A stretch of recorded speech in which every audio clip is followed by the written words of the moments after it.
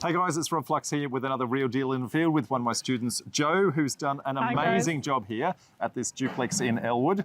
Jo, why don't you tell us a little bit about the project, what it is, how many bedrooms, bathrooms, proximity to all the things, all that sort of stuff. Okay. Hi guys. So here we are in Kingsgrove on the border with Elwood. So Kingsgrove is giving us a ripple effect. Elwood is the fanciest suburbs, bringing in all the big money. And Elwood brings all the lifestyle, the schools, the amenities. Kingsgrove is 5 minutes away. This is actually a duplex that we picked up at the end of 2020 as a site. It had a DA on it already. We looked at it and we hated it and we literally threw it in the bin, knowing that we can do CDC on this land.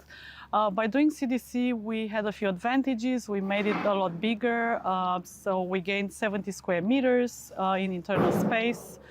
So each duplex has 5 full bedrooms, including a guest bedroom with ensuite on the ground floor or for grandparents, 4 bedrooms upstairs, 2 living areas, and a separate study, big al fresco for lifestyle, and also a big grassed backyard for kids. And we're going to go have a look at all of that stuff there. I'm just going to pick up on some terminology you use. So CDC, so we're in Sydney here. We've got an Australia-wide audience, CDC, Complying Development Code.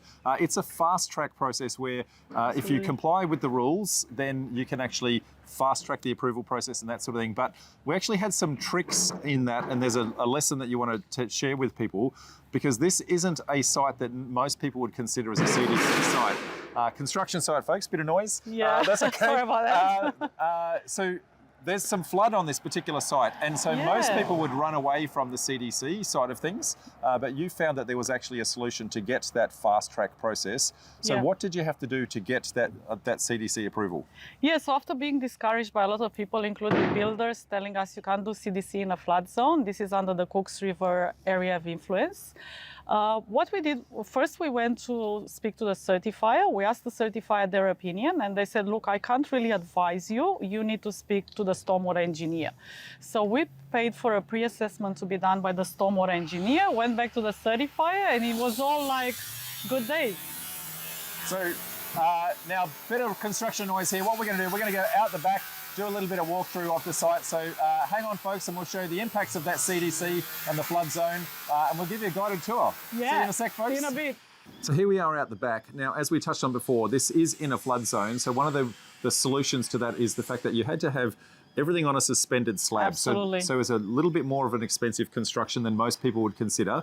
Now, you can actually see the impact of that here, where the suspended slab, we've actually got the ability for water to actually pass underneath the property.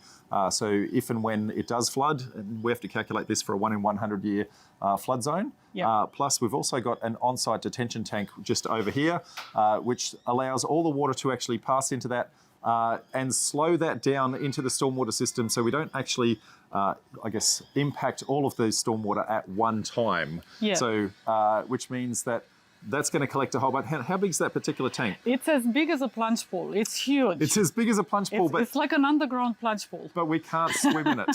So that's disappointing. Don't get any ideas wrong. No. Now, what we're going to do, we're going to go inside. We're going to have a look at, I guess, some of the layout. It's a beautiful home. So it is construction site, folks, but you will see that this is going to stand out as a magnificent specimen when it's done. Yeah, so, and it's almost completed. We're almost only like complete. 2 weeks away, really. 2 weeks away. Yeah. So, so everything's still covered in dust and everything, but come on up, folks, let's go. So here we are outside in the alfresco area. So tell us a little bit about this area. Got an outdoor kitchen, that sort of thing, and we'll do a little bit of a walkthrough. Yeah, so big alfresco, as you can see, we'll have the grass backyard, all inclusions, barbecue, drinks fridge, sink, so everything you need to entertain your family.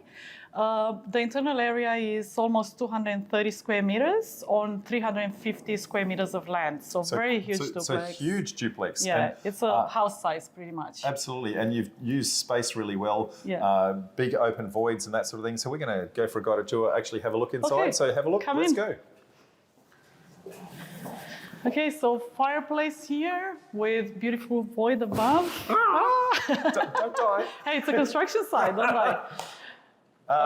Polyurethane, kitchen, Polytech, scissor stone splashback. Gas cooktop with wok burner to address all the demographics in the area. We have a lot of Chinese, Greeks, Vietnamese, Italians, so pretty much everyone lives here. And the sink is tucked in here to act as a butler's kitchen. Yeah, so it's a dual purpose. So you can actually use it as a normal sink as part of the main kitchen, but it's also kind of tucked away. Well, pretty much. So you're hiding your dirty dishes somewhere in this corner so no one sees them. Yeah, very good. So let's go up 5 bedrooms, folks. We're not going to look at all of them, but we might go take a look at the master bedroom and the study. Yeah. Come on up.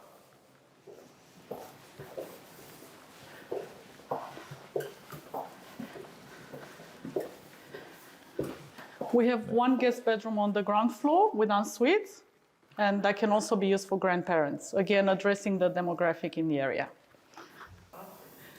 Okay, come upstairs. Come into the study. Sorry. This is a little nook that has taken some great advantage of putting a little study here that overlooks the void and makes use of the natural light to, I guess, make yourself feel a little bit more at home. So home studies now are very much a thing ever since COVID's happened. So you've really taken advantage of the space really well. Yeah, and we provided all the joinery, so all they have to bring is their laptops, pretty much. Very good. Master bedroom. 5 bedrooms, folks, 5 bedrooms. Okay, master bedroom. Yeah, lots of lights. Lots of light, very ancient. I guess plenty of room for a huge bed, that sort of thing. You've got a lovely, massive walk-in robe and also, I guess, an ensuite. So let's go have a look. And also beautiful planter box is coming here, so you'll see the greenery.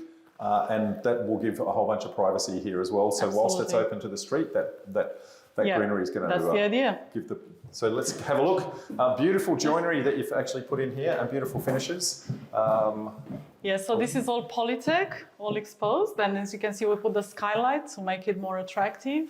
And we've got his and her side so they don't fight about the wardrobe space.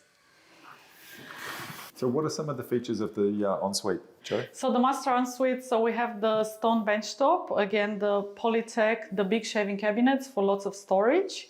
We've got the double shower and the terrazzo tiles, which are the in thing at the moment, and gunmetal fittings.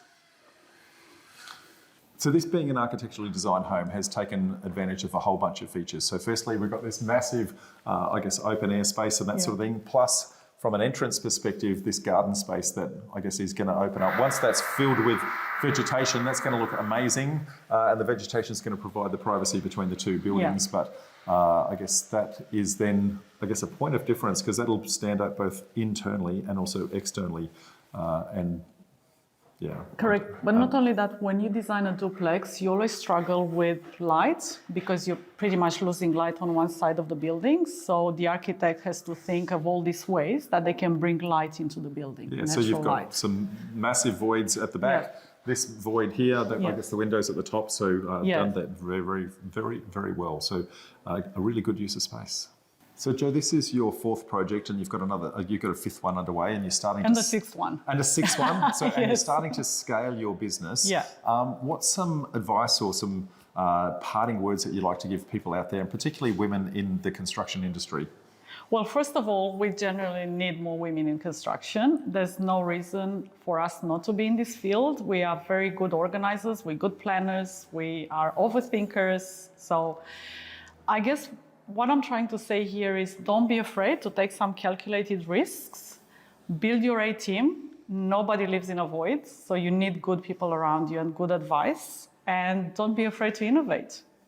And you've innovated very, very well on this project. So Jo, this is an amazing outcome. I can't wait to see the full story as a genuine, real deal when we actually present that one of our upcoming meetups. Yeah, so, that's we are in the talks with Judy, as you know, so that's definitely coming up. Absolutely. So if you want to see the full story of Jo's project and every single lump, bump, and I guess and success out of this, come to one of our upcoming meetups. Jo is, I guess, here in Sydney, but we run these events all the way around the country. So Brisbane, Sydney, Melbourne, Adelaide, and live streamed all the way around the country. So if you want to come join us, click on the links below, and we'd love to see you there. Till then, bye for now. See you guys.